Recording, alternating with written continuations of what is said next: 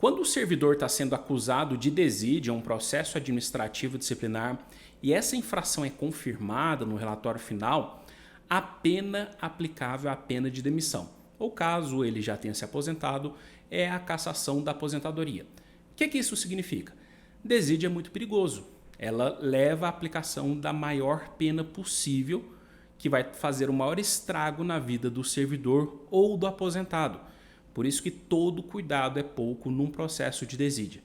Mas existe uma situação específica que acontece na maioria dos órgãos públicos do país, e não importa se é federal, se é nos estados ou nos municípios, tem acontecido muito, que acaba levando os servidores a responderem processo por desídia de forma injusta, e se eles não souberem como se defender, esse processo gera a demissão do servidor público. Eu vou explicar o que está acontecendo.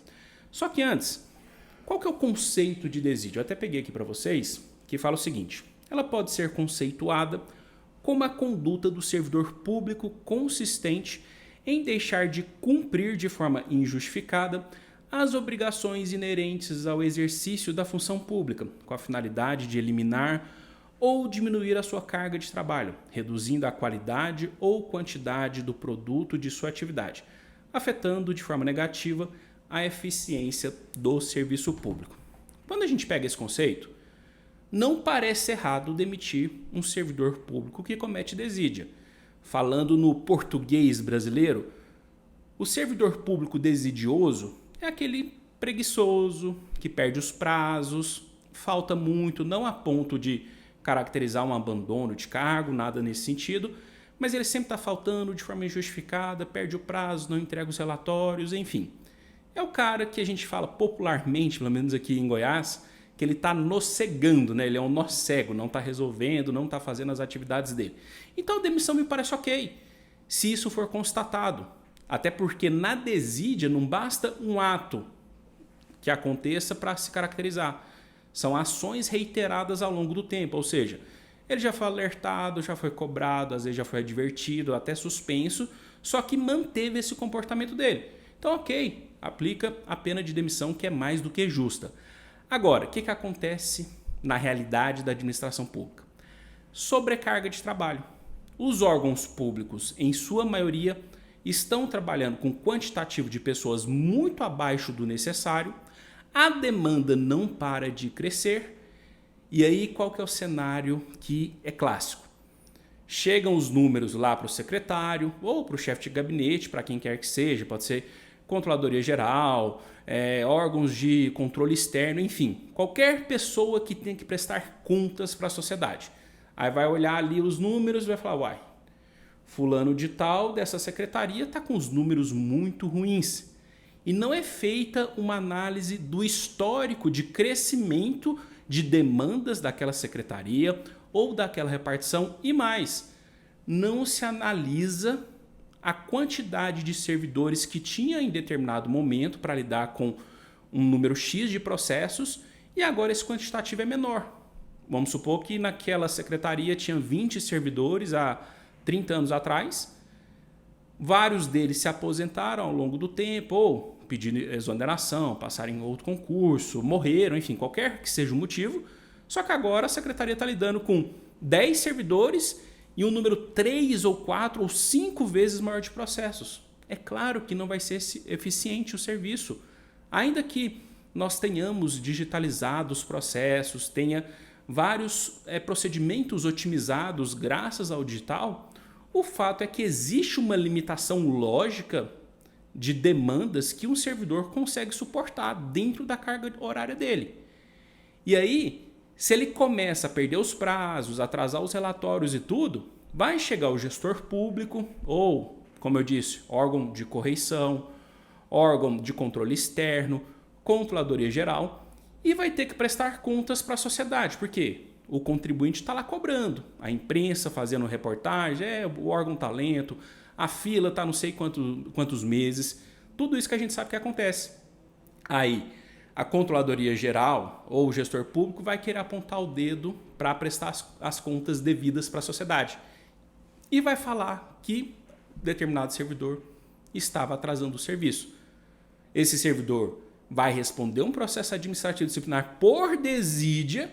E qual que é o grande problema do PAD por desídia? De fato está tendo atraso.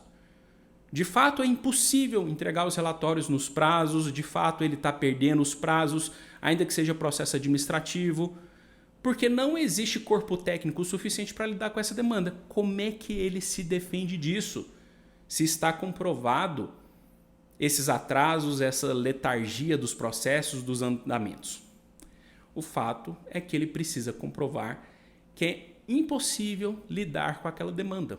E como que faz isso?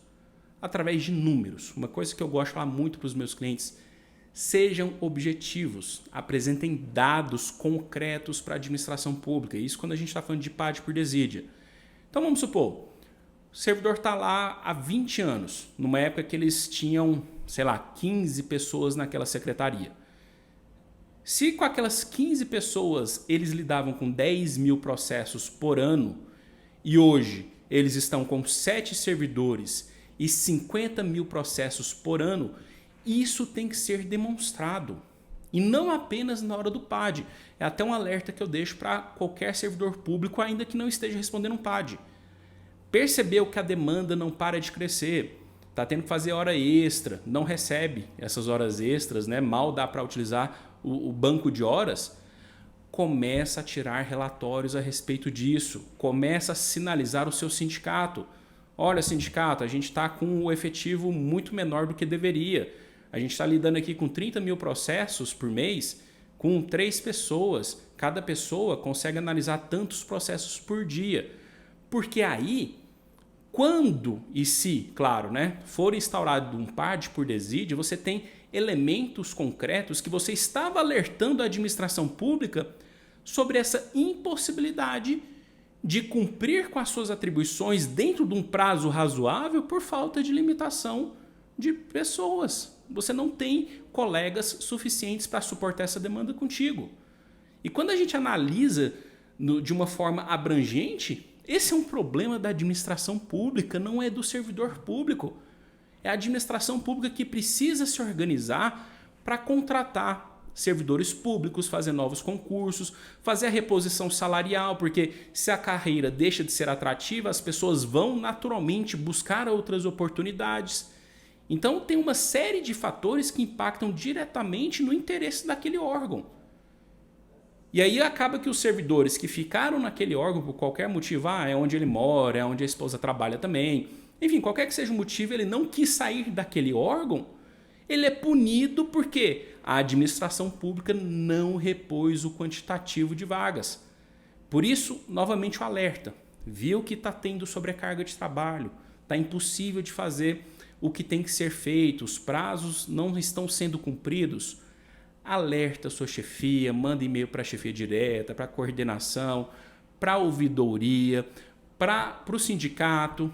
O que você não pode é ficar parado.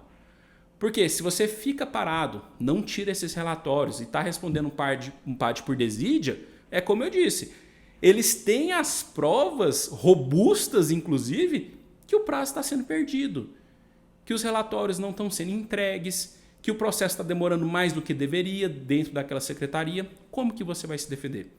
Mostrando de forma objetiva que aquele quantitativo de demanda é impossível de ser cumprido com a quantidade de servidores disponíveis e que você vem alertando a sua chefia e o sindicato há muito tempo a respeito disso.